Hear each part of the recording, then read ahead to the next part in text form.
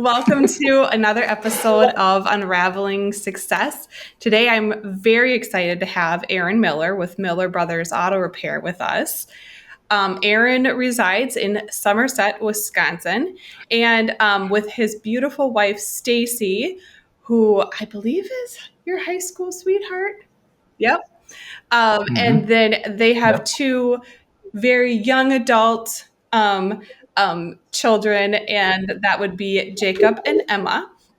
And Aaron has been in business with Miller Brother Auto Repair for 23 years.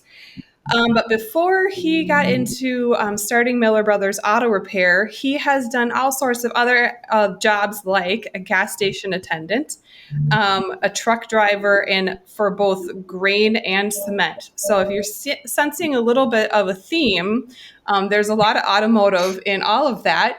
But then I will throw you a curveball. He is also a CPA. So somehow that will all tie together as we share Aaron's story. Aaron and his family are very, very avid fans of the Minnesota Vikings, Twins, Wild, and Timberwolves. So everything Minnesota sports, even though he lives in Wisconsin. So you can try to make sense of it. We can give him a hard time about it, but I mean, you are on the border. So I guess we'll give you a free Yep. pass.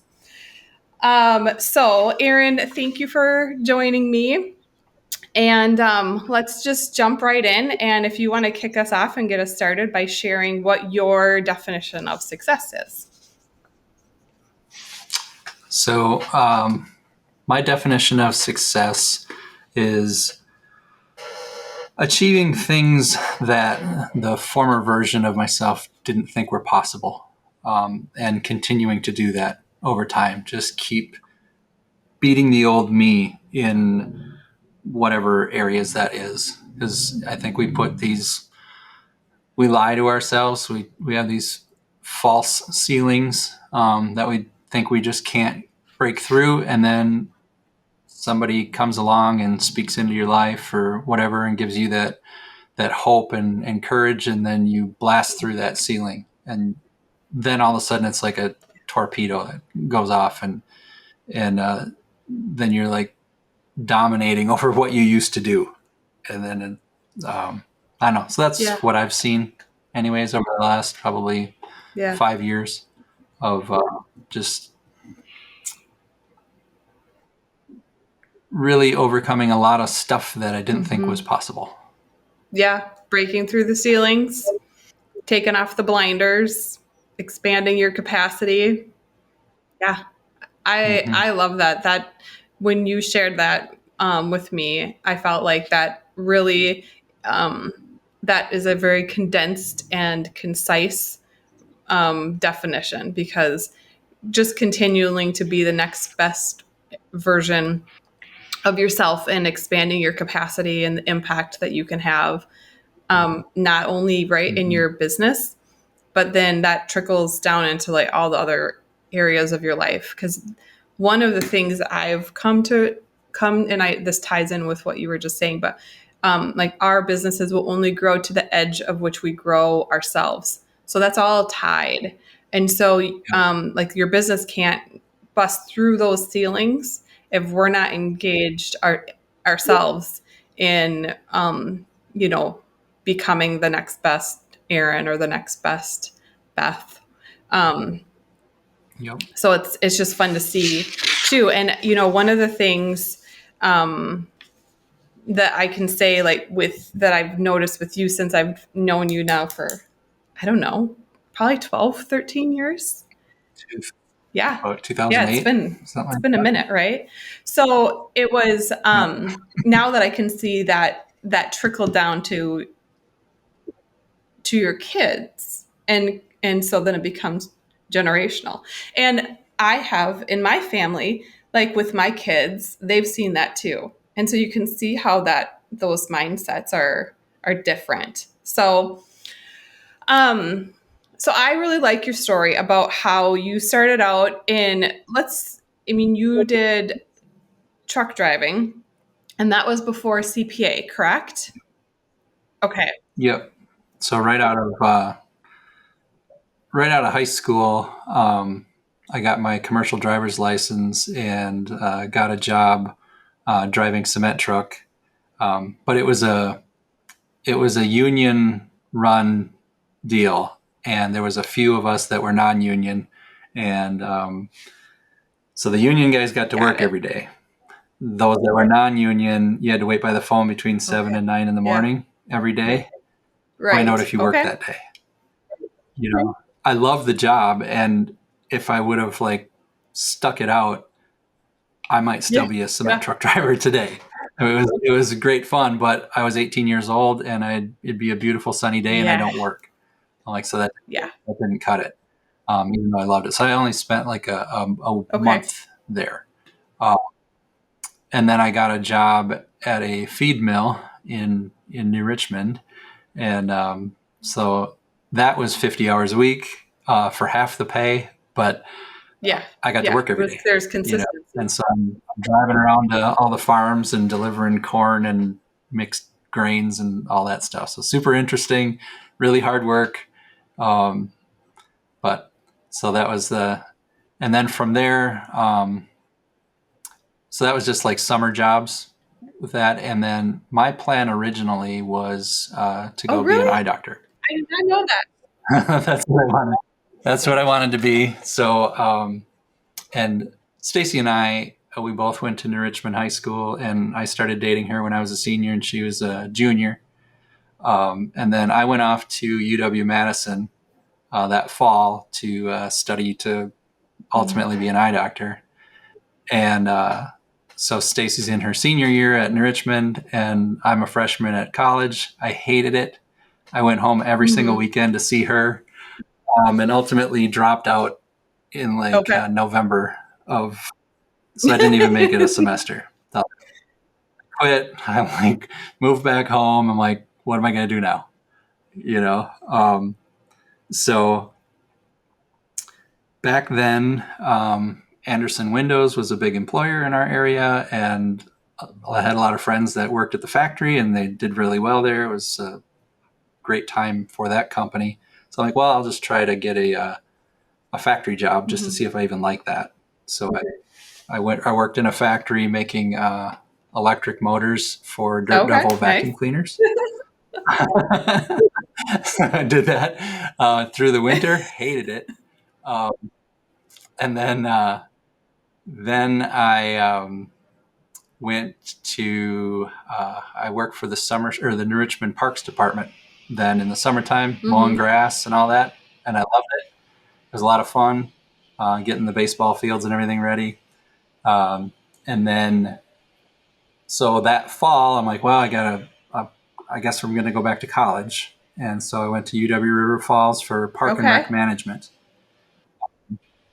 Because I'm like, I love mowing grass. It was a lot of fun being outside. But then I realized that if you have a degree in Park and Rec Management, you're not mowing grass. You're managing. Yeah, you're managing the people that. You're the boss that goes to all the meetings and schedules like the softball. And that's not as fun. Crap like that. Not at all. So I'm like, then I changed to general business, which then I took an accounting class. And that was my first accounting class I ever had. And up until that point, I had done very well in school. And the first test in accounting, I got a D on the test. And I met with the professor afterwards, and I'm like, I was a pretty arrogant young man. And I'm like, I told the professor, I'm like, I don't get D's.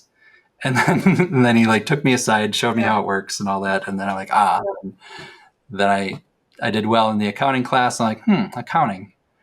I don't know any unemployed accountants. So if I'm going to spend money on a college degree, I want a job at the end. And it'll be a good thing to know, because I always knew that I wanted to have my own business. In college, I had to write a business plan. And my brother Scott and I were going to, I think it was going to be called Miller Brothers 4x4 Mints. I get it. Catchy. We were going to build lifted trucks and, soup up engines and all that kind of stuff. And so then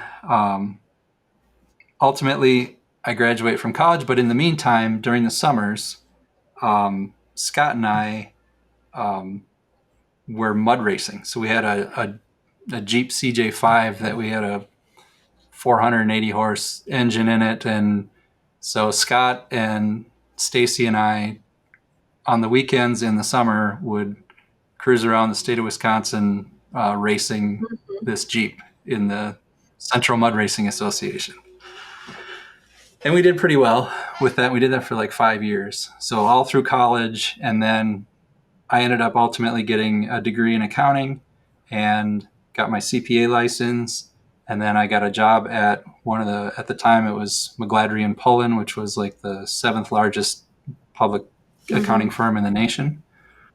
So now I'm in like cubicle land, in a high-rise tower in downtown St. Paul as Aaron Miller CPA. And then at that point, my wife and I had just gotten married.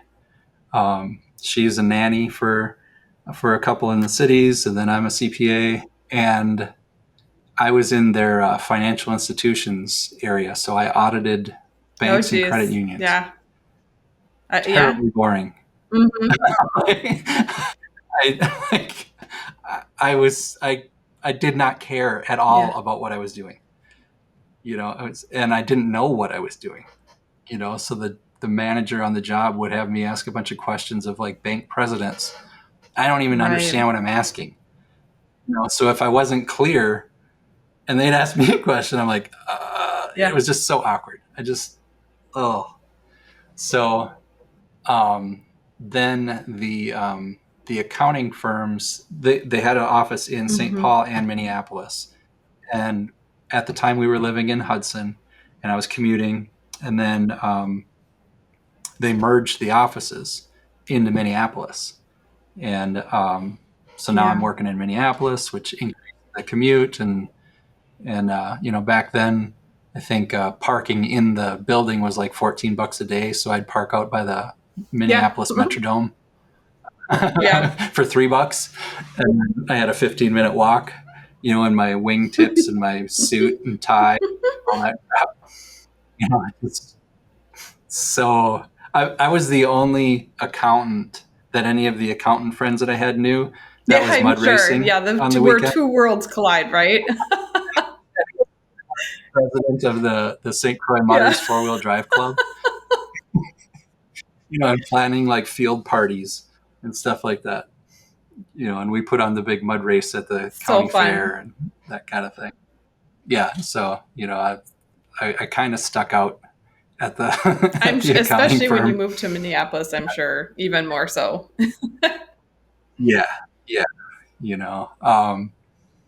So there, I wasn't doing financial institution stuff. I went in their tax department and then was auditing doing taxes for like, I don't know, more like Minnesota Brewing and stuff, things that were more. I Minnesota Brewing. I drank a lot of beer at the time, so it made sense. Yeah, but ultimately, I hated the commute and just the whole accounting thing. And then, so I left there and then got a job at Johnson Controls in Hudson, which at the time Johnson Controls is like a Fortune 100 company. I was their assistant controller at their Hudson plant, which made the seats for the Ford Ranger. Nice. Yeah. So they used the St. Paul Ford plant, and our plant would make the seats for that little truck. So that was my experience with like a massive, big corporate world. All they did was have meetings all day, every day. Like there was so much waste going on. There was like 40 people in the office and like 100 people on the assembly line, I think, something like that. And I think that the business could operate with like 10 people instead of 40. Inefficiencies. So, yeah. Oh my gosh. Yeah. Big corporate deal. While I was there, so my brother and I are still mud racing and everything. And at the time, so my brother Scott, he was working at the GM dealership in Richmond. He was there for 7 years. And then he went to a used car lot in Somerset and was there for 4 years as the mechanic in the shop. fixing all the cars that they would sell and stuff, and they'd sell warranties, that kind of stuff on them. So it was a 3-bay shop there, and he was their main technician. The owner of the car lot approached him and asked if he was interested in taking over the shop. And Scott was telling me this story one night, and I'm like, let's do it. And he's like, what do you mean let's? I'm like, you and me. I'm like, I hate what I'm doing, and let's start a shop.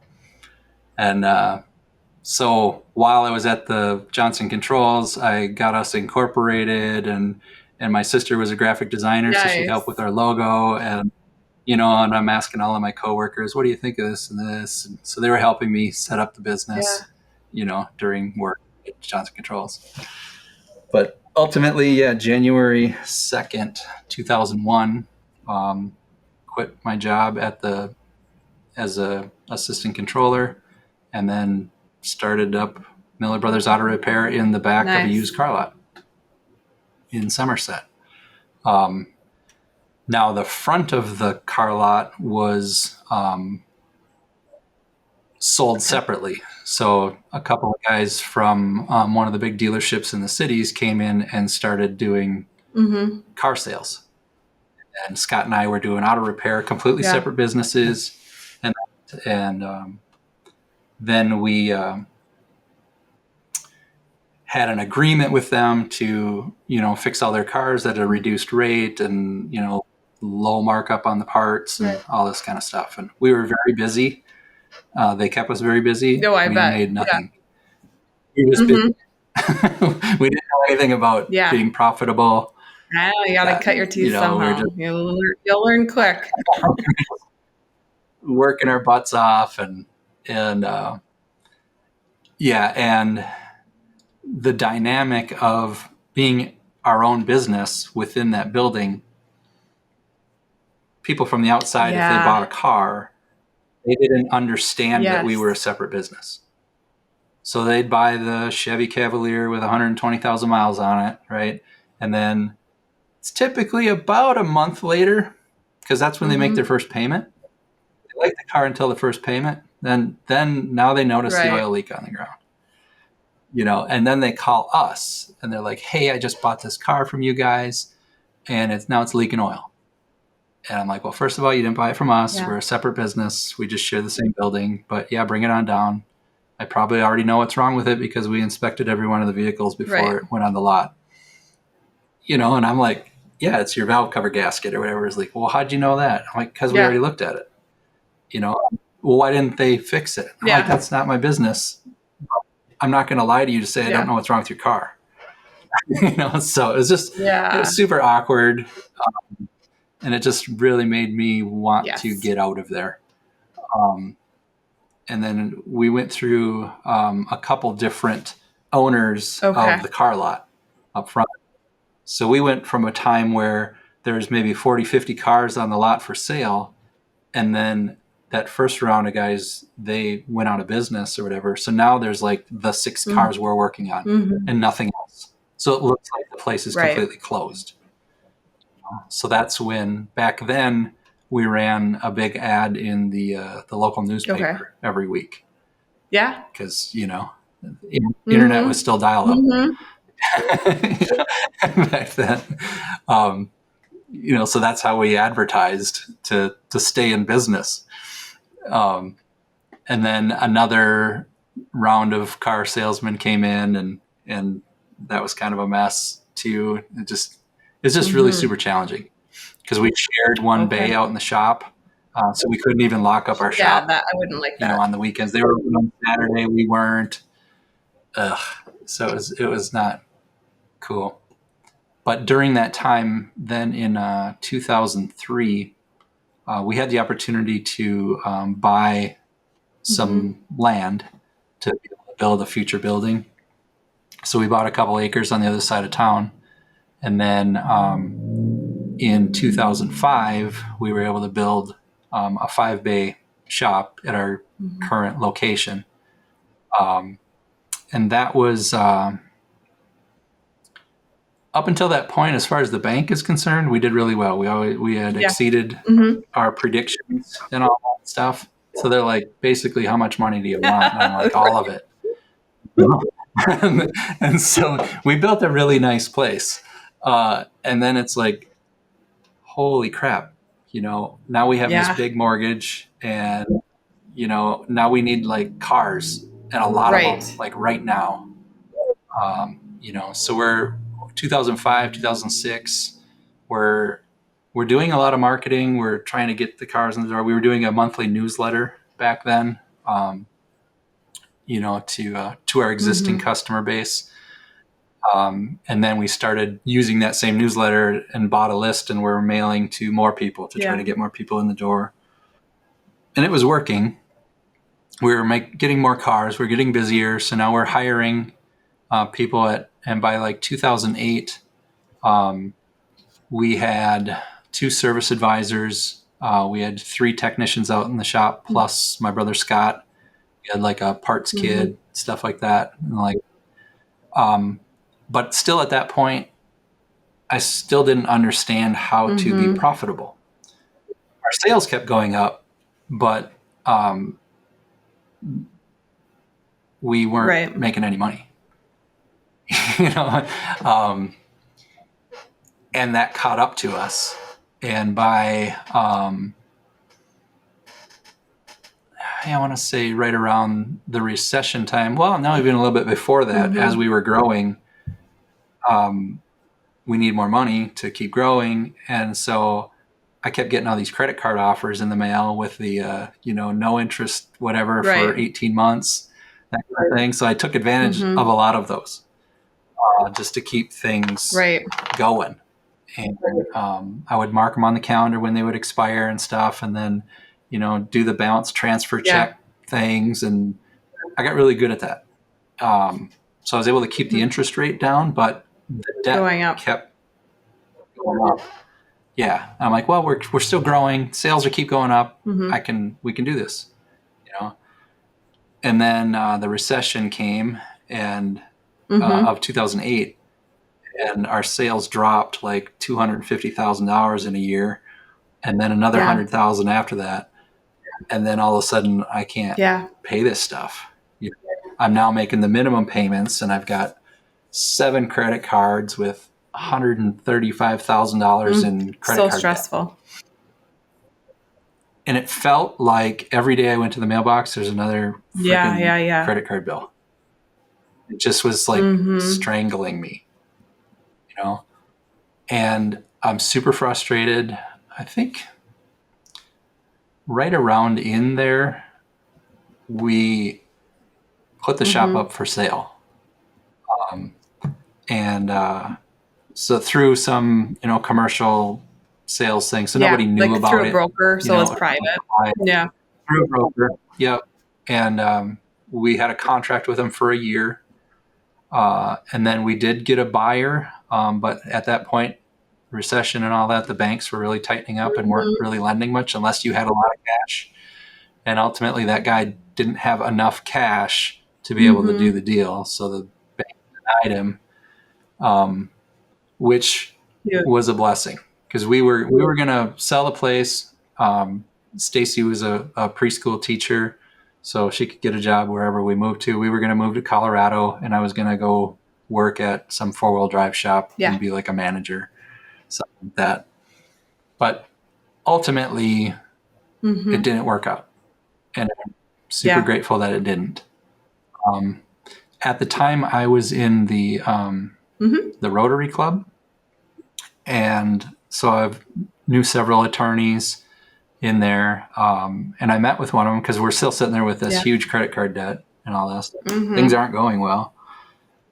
I met with him about filing bankruptcy.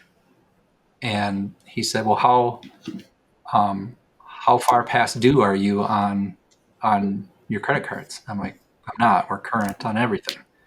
And he's like, well, when you're 6 months behind, then come back.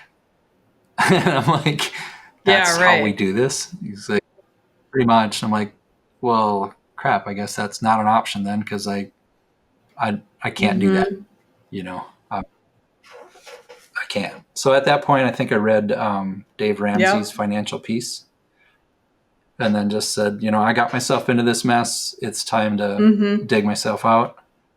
And we did that, did the baby steps and the snowball and all that stuff. And, by the end we were making $4,000 a month credit card payments and got out of it.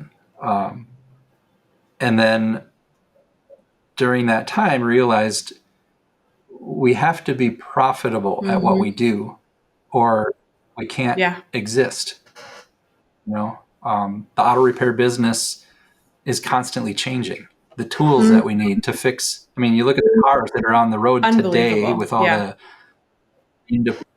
lane assist and all the, they stop for you and they park for you and all that stuff. There's tons of technology going into that. Well, the stuff to fix that is also a lot more complicated. Well, and the amount of training that we have to send the technicians to stay up to date on it. They're training every 6 weeks on changes in technology, and so that costs a lot of money, to do. And thankfully, and we had been in several coaching groups and stuff throughout that time. And I think I was just like, you start hearing the same thing over and over again. And like, you're going to adopt some of it and other stuff. You're like, you're too stubborn and say that won't work for me because I'm unique. And, so up, we'd always had some sort of a coaching group. We'd done a couple years with each one and spent well over $100,000 in coaching and education and all that. So then we went just solo for a while. We'll just figure this out.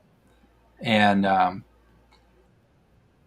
at that point, after the recession, we're in this 5-bay shop, really nice shop, but it's myself, a service advisor, my brother Scott, and one other technician. We did it that way for quite a few years, fixing 1,400 cars a year. We did that for probably like 8 years, where it's just like, Scott and I made enough to pay our bills at home, and that's it. There wasn't anything left over. And I remember a point where like our parking lot is getting like pretty rough. The asphalt's crumbling and there's like gravel spots in the blacktop and it was going to be like $30,000 to redo our parking lot. And so I'm like saving up, trying to be able to pay cash to get this parking lot redone. We have like $28,000 and we're like getting close. And then the software that we use for the auto repair, they changed their like main database and stuff. So our computer servers and stuff were no longer compatible. Suddenly I now need a new server and new computers. And now it's like, I don't know, $5 or $6 or $7 that I need now. I'm like, we're so close. But I had learned from being in the debt and what Dave Ramsey talked and all that and how to get out of it. I'm not going back into big debt. I got to have a savings account and set aside money. So I lost my train of thought just there. the saving for, basically how oftentimes things come up, right? That we don't plan for. Yep. Yeah. And so here we're existing, right? And it's tough, like we're driving old cars. We're fixing really nice cars, but we can't afford anything nice. We're just have to be super frugal with everything.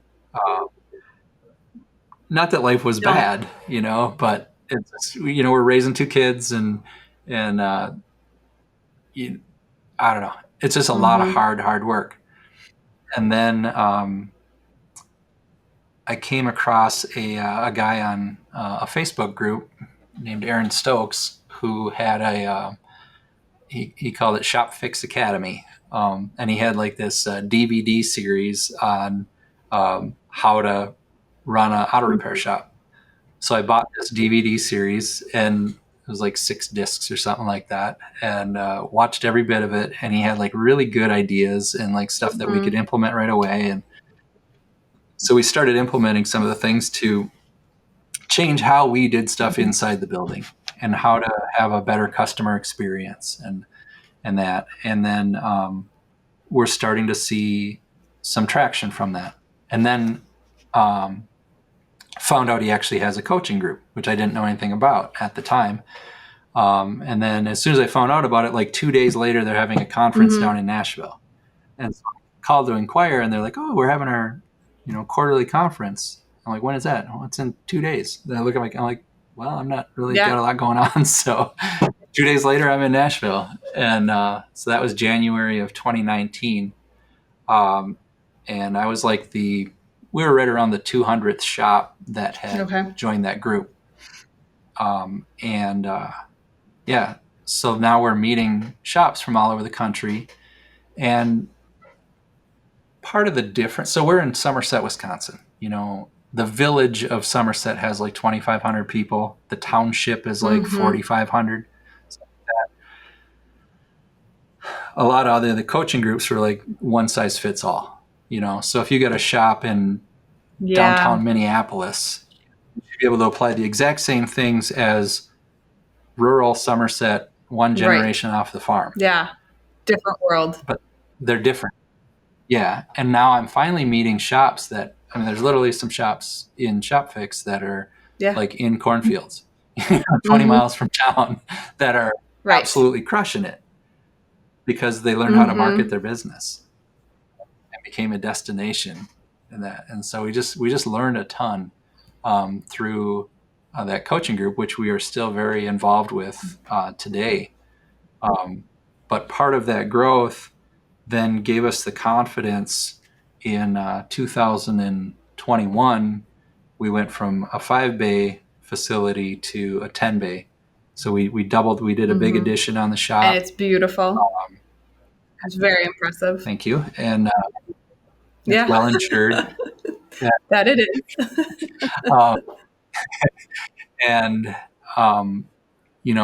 Fast forward to now, we have 6 technicians. We have 2 service advisors. My son Jacob is our front of house manager. We have a parts manager, a full-time person that does quality control, and we'll fix over 5,000 cars this year. Where I think back in 2018, we fixed 1,400 cars. So we've seen a lot of growth over the few years. And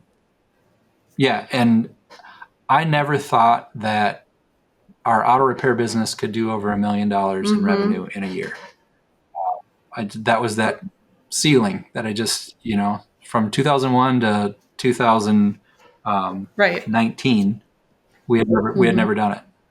And then in COVID, in 2020, we did 1.2 million, whenever the world shut down, but we're like, whatever. Yeah. Let's keep fixing cars. The bays cars. are more than 6 feet apart. So, So, and fast forward, last year we did over 3 million.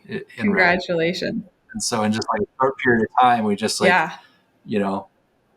doubling every 2 years. It's a lot of, now it's fun. Now it's,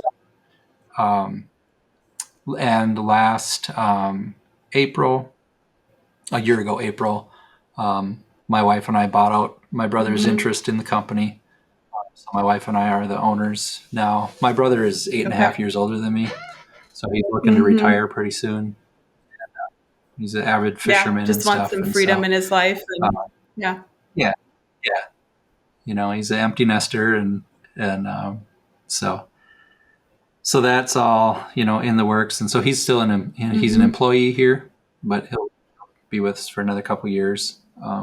As far as that goes.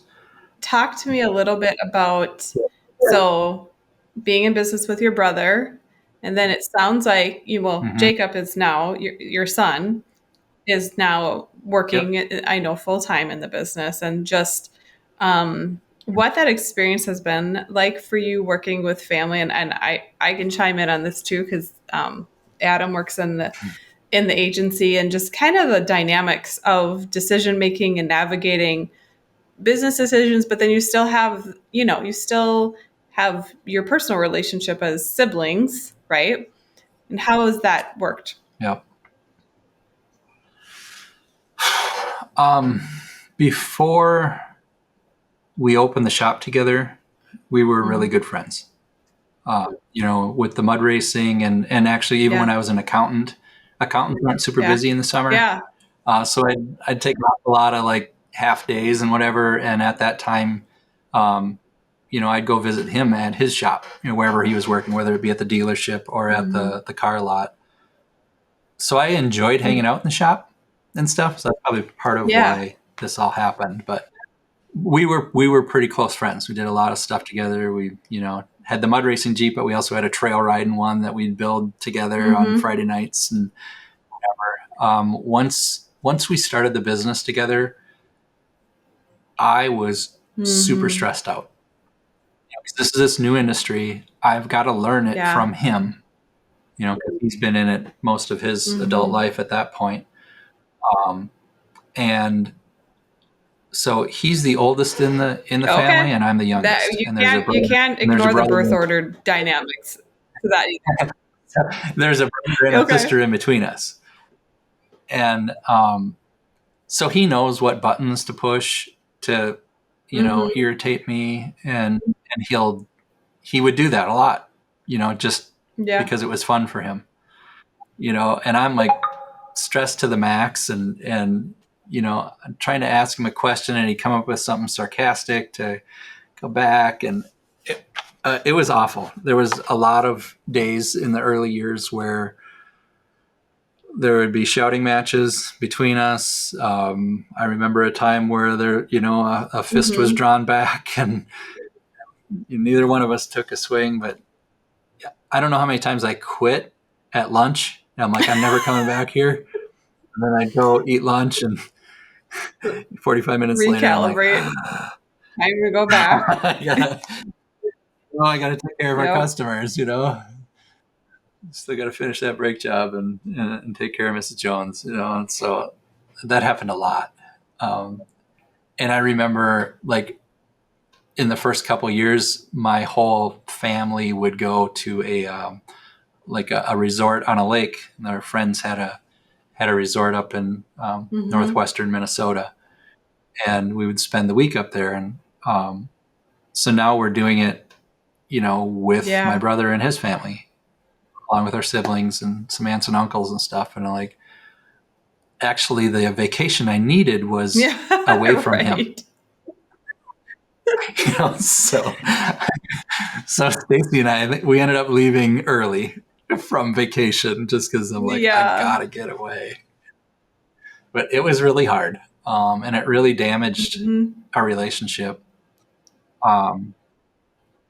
I'm more your type A personality, and my brother is very, very quiet.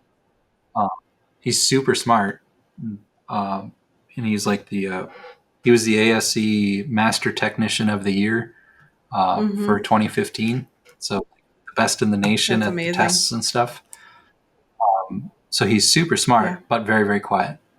And, from us being 50-50 partners in the thing,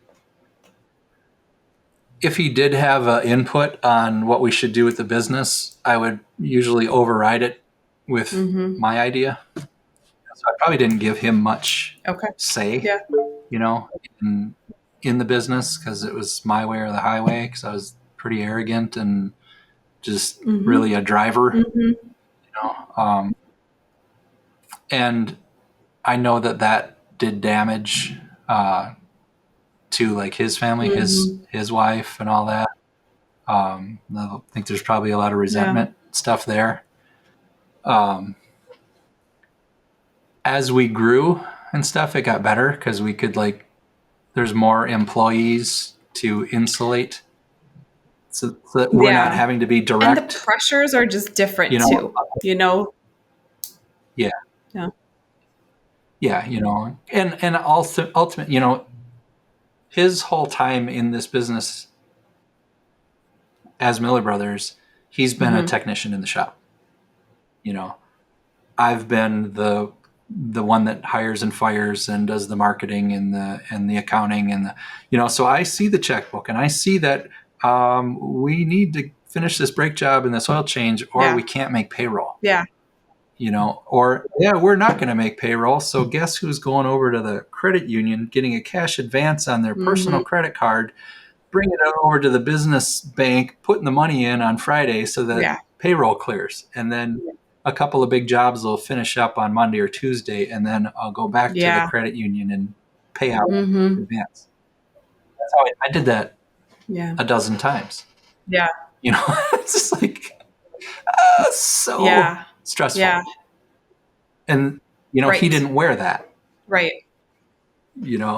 And just like the weight was huge there. So, I wouldn't recommend it. I really have to, I mean, one of my biggest takeaways was when you guys started Scratch.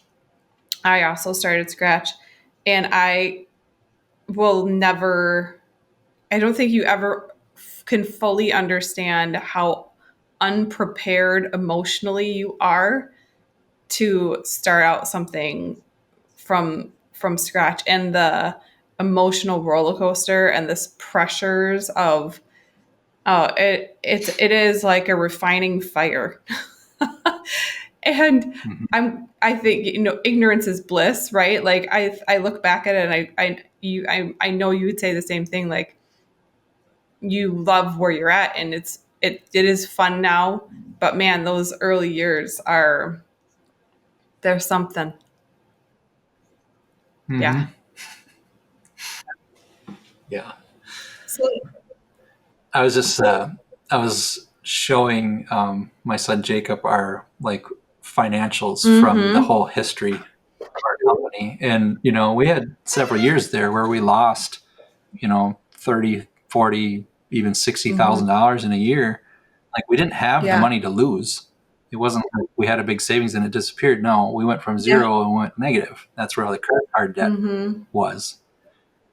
But the kids were young then, and he commented, he said that he had no idea, because we still did what we were at all the sporting events and stuff like that for the kids and all that, and they never went without. For sure. He just had no idea. We were able to insulate them from that, but I'm like, it was tough. For sure. A lot of times I'm like, what am I doing? And so now that Jacob is in, how is that, like, now that your son is in, but so I was nervous about that. Jacob's not a car guy. Has never really been interested. I mean, he's always helped out, like on the weekends after church. It has always been, since Jacob and Emma could push a broom, they were here helping clean the office and clean the loaner cars and all that. So they've grown up in this business and helping out and that, and shoveling the sidewalks and all that after every storm. And but then when he was 15, he got a job at the local hardware store, which I'm like, I don't want you to start working at our shop. I want you to work somewhere else. And so he did that for a while. And then when he turned 16, he did not like where he was at there. And so then it was summertime, and all right, well, we could use your help down at the shop. And so we, that's where I was nervous about it, because now he's going to work full time in the summer. I'm like, how is this going to go? I very much can understand this. And Jacob he's very, very smart. He's a lot like my brother. He's quieter. He's quiet and super smart, and and he'll let you know how smart he is. Yeah. So he started as our like a hybrid position of parts manager and quality control. So he would double check the work of the mechanics, and then he would do like a mini clean of the car.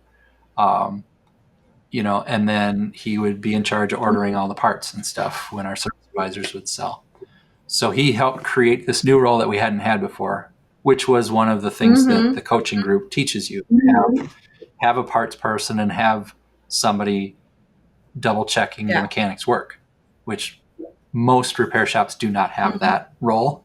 If you ask who does your quality control in your shop, most shop owners will say, well, our mechanics are going to double check their own work. I'm like, oh, great. You can double check your own work all you want, but until you get another set of eyes looking at that, it's you just can't. Smart. So smart. Yeah. So we were doing that, and Jacob got really good at that. Like, he's catching these mistakes that these 20-year master level technicians, they forgot to put a hose clamp back or whatever the case, but he's catching it before the customer gets their car back, because otherwise, ultimately, the customer is the one that has the quality control. So we want to catch that while it's still within our walls, because cars are complicated and we do a lot of like heavy duty stuff to them, But anyways, he did like excellent at that, and he got really good at the part stuff as well. And as we continue to grow, so now he has to go back to school because summer's over, and then he's just working part time. And then we hired somebody full time to take the spot that he created.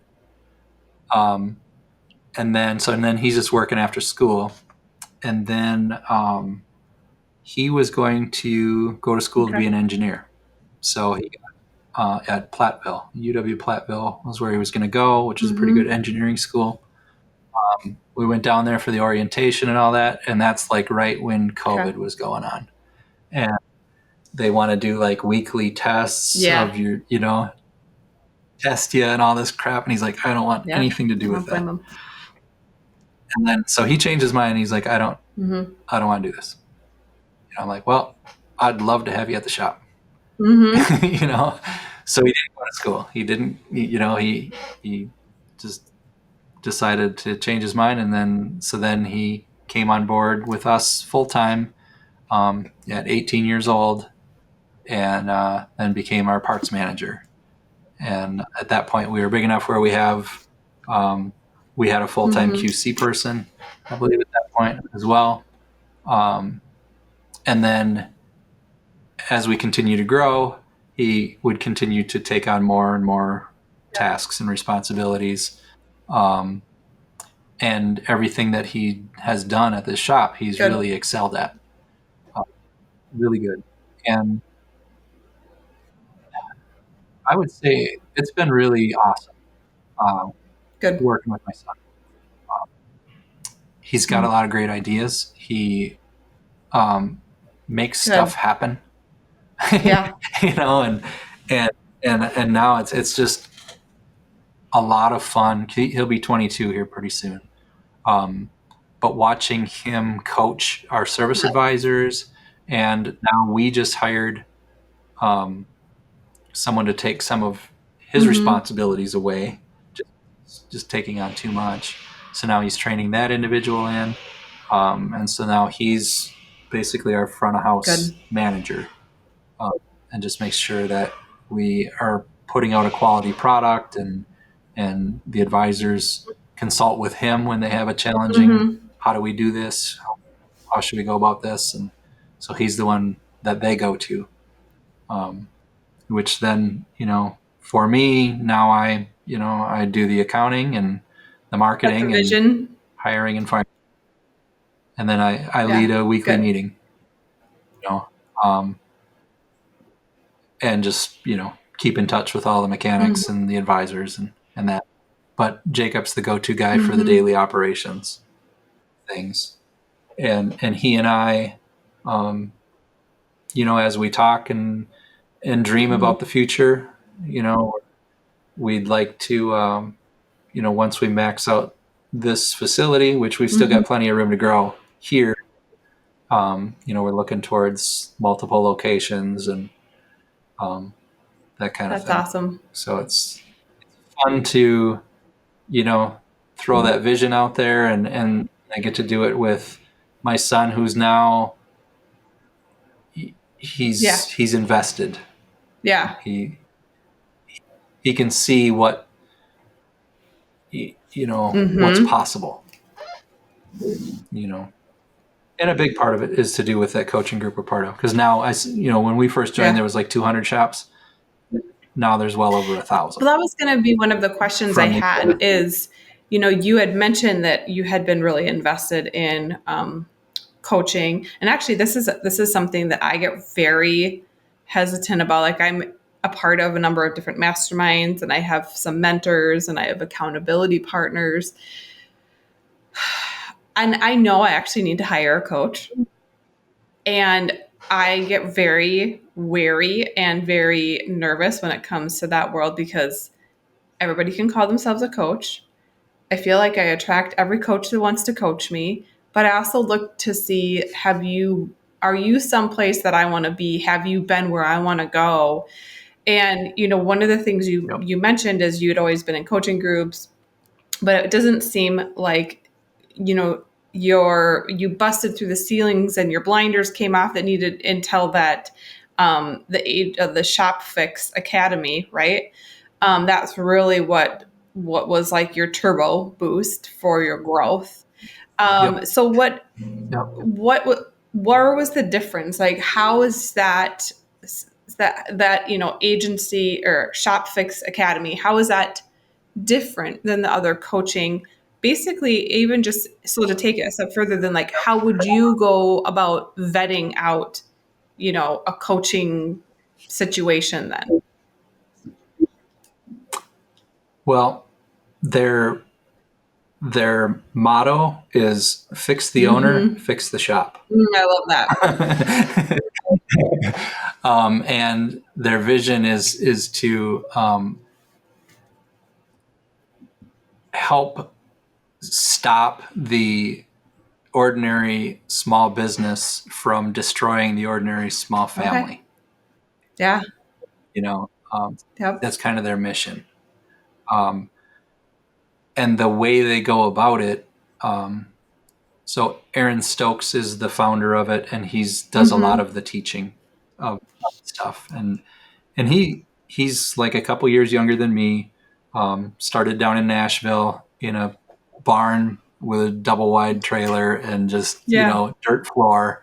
And now he's grown.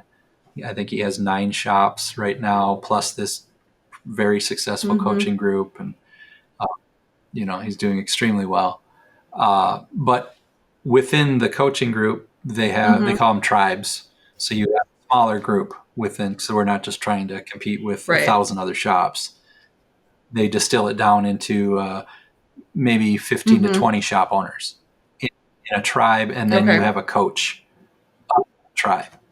And I was with the same coach within that for up until early this year, so about 5 years.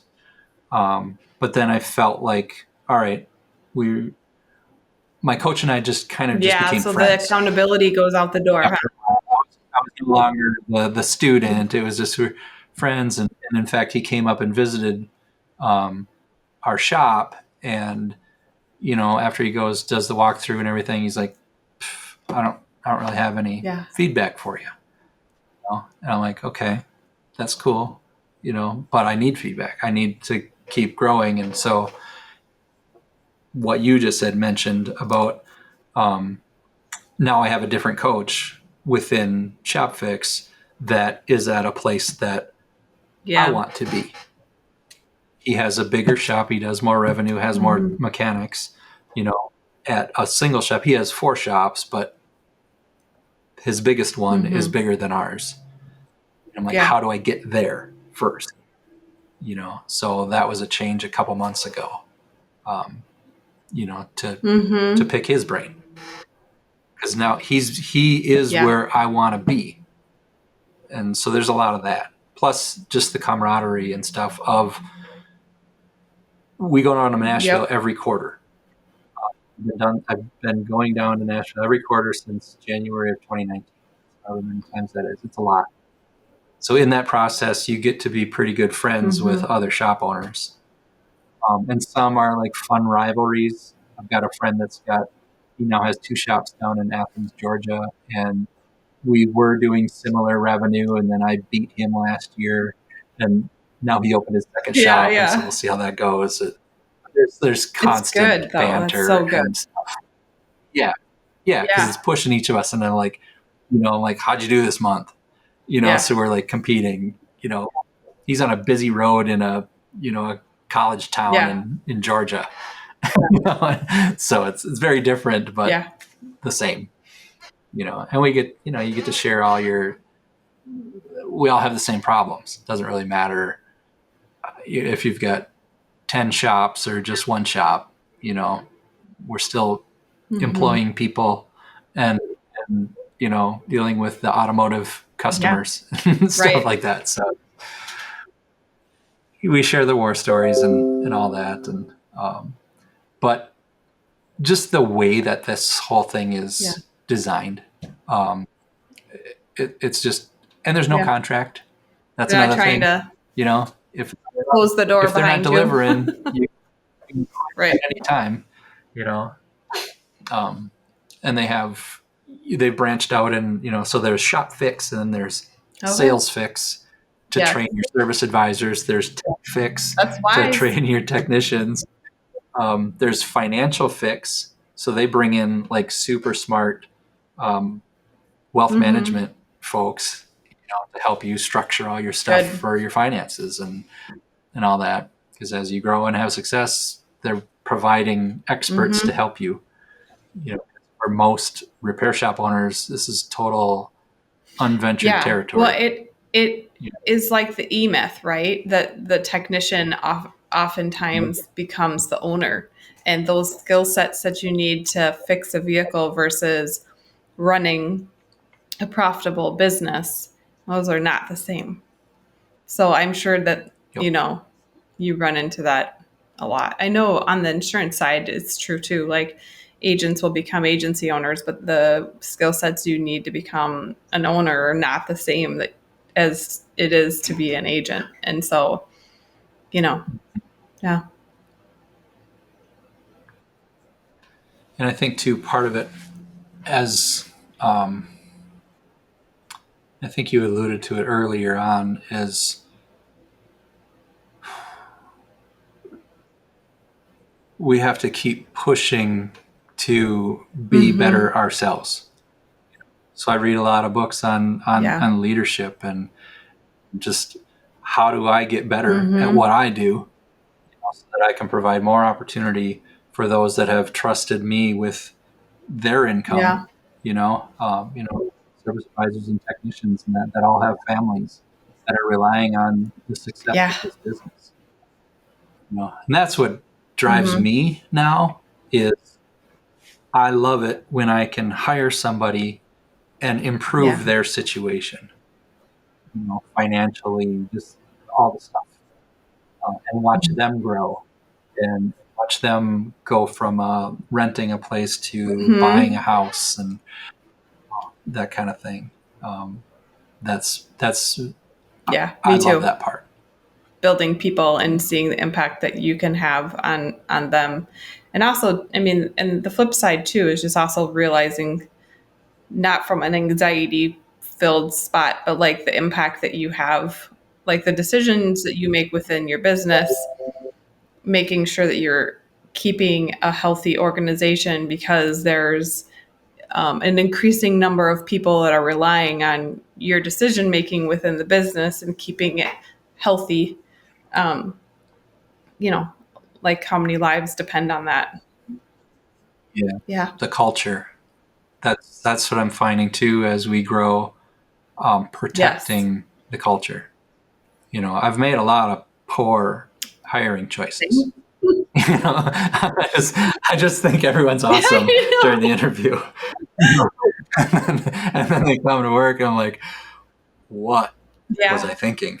Because like 2 days in, and we're like, Yeah. They gotta go. Yep. I gotta go now. I'm like, whoa, they're thinking, and it's just like, it's got the whole rest of the Yeah. crew all stressed out. And I'm like, I'm Yes. so sorry. I call it I will whiplash. I'm make the like, I'm change. so sorry to give you whiplash, but I also have learned to make moves very fast. Yeah. Yeah. But it's really Hmm. protecting that. And as we grow and like, I love our whole crew Hmm. right now. Everybody here is great. They're great people. And you know, that's hard to say. That's hard to, when there's 10, Yeah. 11 of us right now, you know, Yeah. to accomplish that, It because it's really a is. process. Yeah. There's a lot of trials and tribulations to Hmm. to get there. You know, something else that's been challenging with growth and stuff, and something that they teach us often in Shop Fix is, like, we talk a lot about revenue and stuff. It's like the people that help you get to $1 million in revenue are probably not the same ones that are going Yeah. to help you get to 3 million. And they're probably not the same ones that are going to Yeah. help you get to 5 million, whatever, because Yeah. it's different. That it's a different skill sets, and that, not that there's anything wrong with No. anybody, and that it's just what their Hmm. skill sets are, and where are their strengths, and how the companies Yeah. change. Yeah. And That is very true. And we've definitely, had that. I think one of the things I've learned with that is if I just keep holding the bar and I don't ever lower the bar, and that the people that are supposed to be on for that next level, they will be able to rise to that next occasion. And the people that can't rise to the next level will naturally kind of weed themselves out. I had that happen. It was a few years ago now. And I, did a lot of coaching up, and expectations were very clear. I love that there's that just saying that's like, to be clear is to be kind.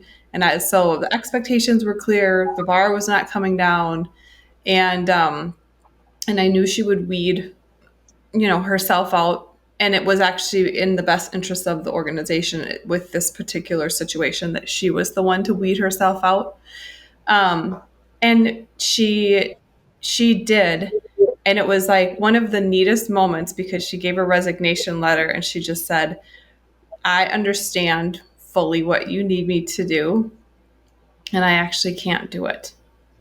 And it was really it was one of those moments where I just was like, that's okay. Like, right. and it was good for her to move on, and it was good for us that she moved on, both. Yep. But it's, for me, that's been one of the lessons I've learned, is just not lowering the bar for anybody. Yep. They're making Yeah. Yeah, excuses. and that takes a lot of falling on your face in that area to be able to get to that point.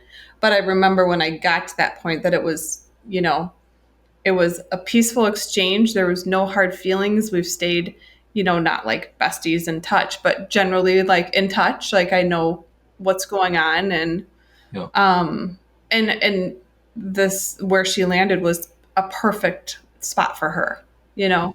So Right. and that I'm thankful for. Um, yeah. I have one last question.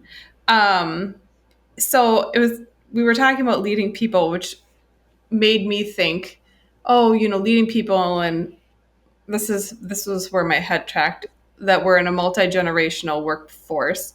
But then actually my next thought was, we're not only in a multi-generational workforce, you are in a multi-generational like vehicle play. Like I'm sure you have everything from, the keys to startup to the old school throwback, F-150s that, Mm-hmm. 1980, especially being like in Somerset, right? You're going to have some of those like old farm trucks.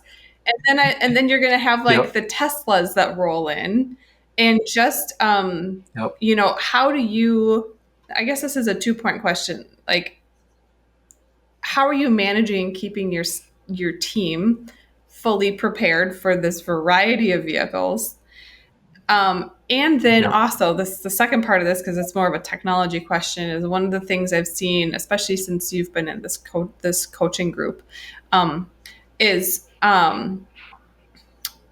you've really leaned into technology as part of just what's normal within your organization so that the client is more in Yep. the loop, which I feel like is really cool because in an industry that is same with insurance, like people don't come in with an abundance of trust. You really lead with a lot of transparency. So I guess it's more of a technology question, but it's pertaining to your operations as well as how you're training your techs. Yep. Well, as far as our techs are concerned in the shop, we have, um, a couple of guys that are in their late 20s, and then we have, my brother in his late 50s, and then some guys in their 40s and some guys in their 30s. So we've Yeah, got, all across the board. we've got 30 years of difference in experience and what they've Mm-hmm. grown up with. When my brother started, overhauling a carburetor was a legit Yeah, thing. The younger guys wouldn't have right. the first clue because carburetors were never even a thing on a car Mm-hmm. their whole life. So now, and like the modern technology stuff, our younger technicians have been around that Mm-hmm. technology their whole lives, and use a lot of scan tools and stuff, and so that's like another Yeah, yeah, I video game. suppose, huh? Not simple, but they get it Mm-hmm. quicker and easier, and just understanding all the technology that's going on behind the scenes of all this stuff. It just, you know, talented young technicians, they Yeah. just get this stuff, you know, um, from a resource standpoint. When my brother started, um, all the repair, it was repair Mm-hmm. Mm-hmm. manuals. Well, Mm-hmm. so they literally Yeah. had a library uh, of the manuals to fix the cars. Well, that when we first started out, we had it was like a jukebox for a computer that had like 6 or 8 DVD Okay. drives in it. So a month or two, we'd get updated DVDs for our Wow. repair information. You know, that eventually then led to just online resources. So we spend a bunch of money every month on monthly subscriptions to repair shop stuff, so that we have all the information so we can Yeah. fix all makes and models. We have pretty much the same information that any of the dealerships and stuff are going to Mm-hmm. have nowadays. So as far as technology there, Yeah. that's a huge deal. Well, and we're all linked to all of most of the dealerships as far as their Mm-hmm. parts departments and stuff. We're tied directly to them, so we can see their inventory, we can see what's Yeah. available and not. And then all your bigger your O'Reillys and Napas and CarQuest and all that, we're all tied directly into all of them as well for getting parts and Right. stuff delivered to our shop. And back when I started, that was a separate Oh, computer in a dial-up thing that once I sold the job, then I'd have to go back on the computer, and do the dial-up, and it was a oh, DOS thing, and I'd have to go in yeah. and order the brake pads and the brake rods and all that, and hope that it stayed Right. connected the whole time. Now we do that, at Mm-hmm. lightning speed. you know and then from a training standpoint, we used to send the guys to one of the technical colleges every Okay. 6 to 8 weeks Mm-hmm. for live training. COVID changed that, so they realized they can do Zoom, and so now the trainers can train from Okay. wherever they are, train Yeah. to the whole That's kind of country. nice. So whether that's good or bad or Mm-hmm. otherwise, I don't know. But usually live is I a would little bit agree that better than live's always better. But the like, freedom for whoever's teaching is kind of nice. Yeah. Yeah. And all those trainings are recorded. And so we subscribe to those. And so the guys, have access to the latest and greatest. And how do you diagnose and repair all this modern technology of stuff and hybrids and all the things. So, um, so that's how we deal with that on the technician and technical side. On the customer facing side, a few years back, we adopted the digital video inspections. So, when the technician's looking at the car, we're gonna take pictures and shoot videos and stuff so you can see what's going on with it, and then we can just text you a link. You open it up on your smartphone, and boom, you can see everything that the technician just saw. You don't have to trust us. When we say your oil pan's leaking, there's the picture of your oil pan. We say your ball joint's loose, whatever. There's the video of us wiggling it back and forth. So that's been a big thing from the customer side of it. Now, from the telephone side, we just changed companies now where, our calls have been recorded for quite a long time, but now they have AI Ours do too. built into them. So it listens to the phone calls and then will rate the call as whether it's a positive, neutral, or negative. Gives feedback. It has coach in improve. Yep. Yep. And so then we get, Jacob and I get alerted whenever there's a negative sentiment on the call, so that we can because the service advisor isn't necessarily going to be running to your office saying, "Hey, I just had a really bad call." Somebody was upset or whatever. So now we know the moment that happens, so that we can intervene and all right, here's the plan to fix this and make sure the customer is happy and they understand what's going on. That's good. So that's recent changes just to help us get better. And, and from the service advisor side, them listening to their sales calls and stuff are pretty advantageous, because it's huge. If you listen to yourself, you're like, oh, and how to improve. So we spend a lot of time with that as well, so that we can just keep getting better. So that we can keep beating our former selves. Yeah. We listen to our phone calls. I pick them randomly. But as a team, I'll have certain ones picked for each person. And the team, that was their idea, is to do it as a team. I thought, I always think to myself, praise in public and coach in private, but they wanted to do it all together. So we do that. But it's kind of nice to be able to coach each other, or to hear how someone positions a statement in a way that maybe is more relatable. So that's been, it's good. I think listening to phone calls is super important. And I first started doing that actually, I want to say it's probably about 2 years ago. And I had not done it before then. And I basically ruined my weekend because I did not like how those phone calls were going.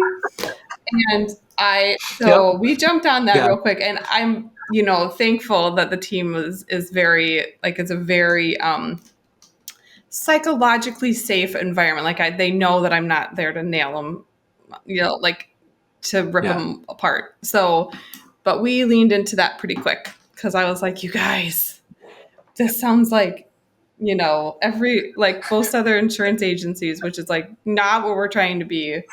And now it's really good. Actually, now it's funny, because it becomes a little bit of a game. Hey, you should listen to this phone call, or hey, this was an awful one I just did. Let's take a listen. And I'm like, oh, okay. Well, and then they pick on me because I don't make any sales calls to customers, but I might be talking with a vendor that I have a dispute about something with, and then it'll Aaron has all the negative phone calls. Negative sentiment. Yeah, that's funny. That is very funny. So, well, Aaron, it has been a pleasure. Your journey is super inspiring. I am so glad that your intended sale did not go through, so you're able to realize where you guys are right now. And so, if you would like to connect with Aaron, all of his contact information will be in our show notes. And if you are in the Western Wisconsin, Eastern Minnesota area, I would definitely suggest you take a look at Miller Brothers Auto Repair for your vehicle needs.